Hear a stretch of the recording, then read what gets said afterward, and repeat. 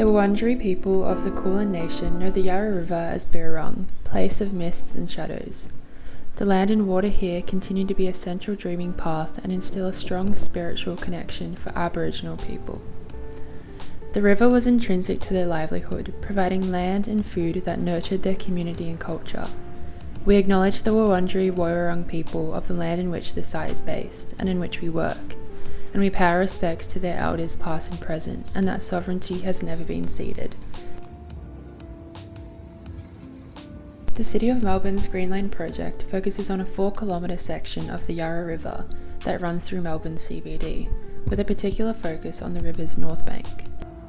The history of the Green Line site can be observed in two main contexts, from a First Nations pre-invasion perspective and from a post-colonial industrial perspective.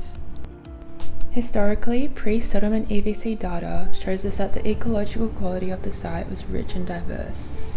This meant that it was a flourishing gathering site for different Indigenous groups, with an abundance of plants and animals all year round.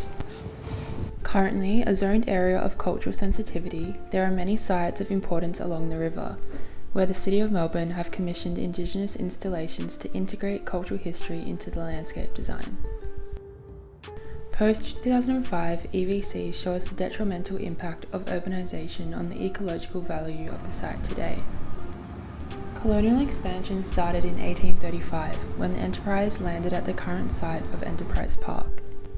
John Batman purchased 600,000 acres of land from Indigenous people to start the settlement of Melbourne, and the initial foundations of the Hoddle Grid were laid. With the gold rush and an influx of people and money into Melbourne, the site was dramatically altered, and the land that once teemed with vegetation and wildlife was slowly and intentionally erased.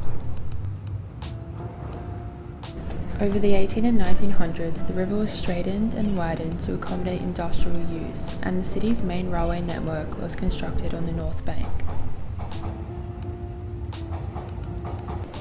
Separated from the Indigenous idea of living with the land, the river was exploited for its accessibility and became the city's industrial drain.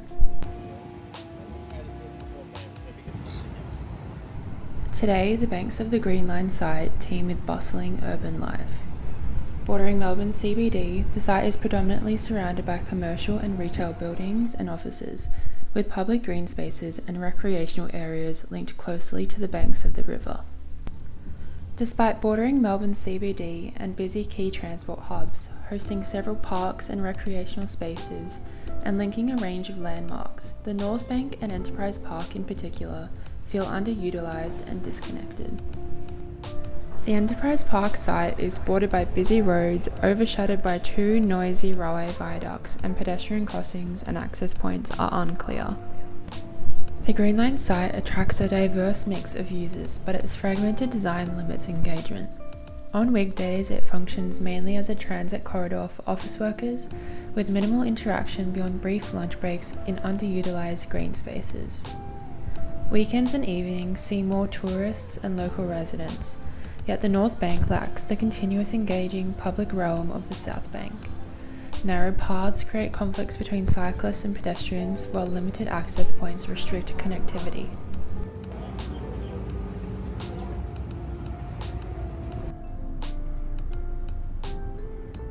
At a larger scale, the Yarra flows 242 kilometres from headwaters to sea, from its source in the Yarra Ranges National Park northeast of Melbourne, through the Yarra Valley and Greater Melbourne into Port Phillip Bay. The river is Melbourne's most valuable natural asset, providing 70% of Melbourne's drinking water, making its health of high importance to the city. In the CBD, the Yarra River water quality poses risk, with swimming currently illegal due to high bacterial levels and other pollutants. Water activities like boating, canoeing, rowing, paddling, and fishing are considered safe. It's common to observe rowers and boats at all times of the day. As a part of the Green Line project in 2022, 3 floating wetlands were installed along the Yarra River, like those seen at Enterprise Park.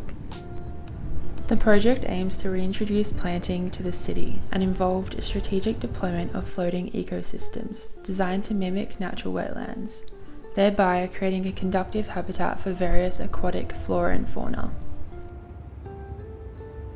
In line with the City of Melbourne's Green Line Master Plan, we envisage a rich, woven green corridor that integrates place, culture, ecology, and active transport.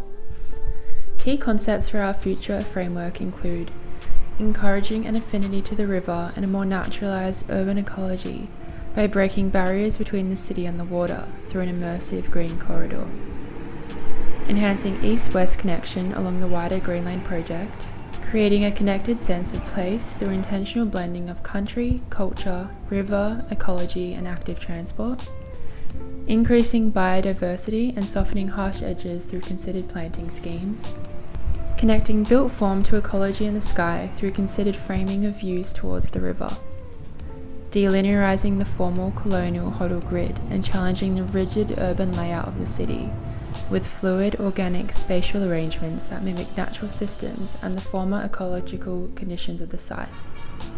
And lastly, enhancing spatial hierarchy and improving function allocation to reduce conflict and increase a sense of usability. The Green Line project presents an opportunity to reconnect Melbourne's urban core with its natural and cultural heritage. Our proposal for Enterprise Park envisions a vibrant, inclusive, and ecologically rich public space that fosters deeper connections between people, place, and the river. By prioritising cultural recognition, sustainability, and accessibility, we can transform the North Bank into a model for future urban renewal projects.